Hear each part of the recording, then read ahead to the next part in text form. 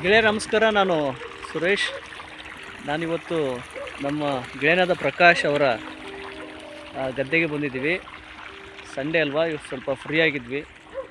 Free ಮಾಡ್ಕೊಂಡಿವಿ, free ಆಗಿದ್ದಿಲ್ಲ, free ಮಾಡಿಕೊಂಡು ಭಾಳ ದಿವಸದಿಂದ ಕರಿತಾ ಇದ್ದ, ಅದಕ್ಕೋಸ್ಕರ ಈಗ ಅವರ ಗದ್ದೆಗೆ ಬಂದಿದ್ದೀವಿ. ನೋಡಿ ಎಷ್ಟು ಚೆನ್ನಾಗಿದೆ ಈ ಗದ್ದೆ. ಪ್ರಕಾಶ್ ನನ್ನ ಕ್ಲಾಸ್ಮೇಟ್. ಅವನು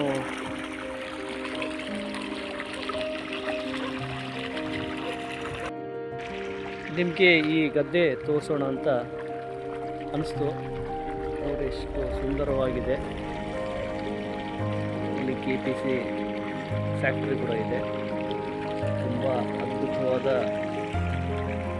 ಒಂದು ವಾತಾವರಣ. ಇವರೇ ನಮ್ಮ ಪ್ರಕಾಶ್.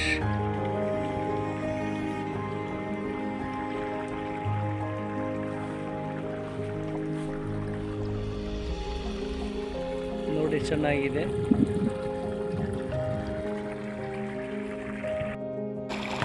ನೋಡಿ ಈ ಗದ್ದೆಗೆ ನದಿಯ ನೀರು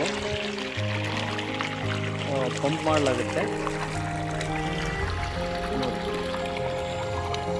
ಇದೆಲ್ಲ ಕೃಷ್ಣಾ ನದಿಯ ನೀರು.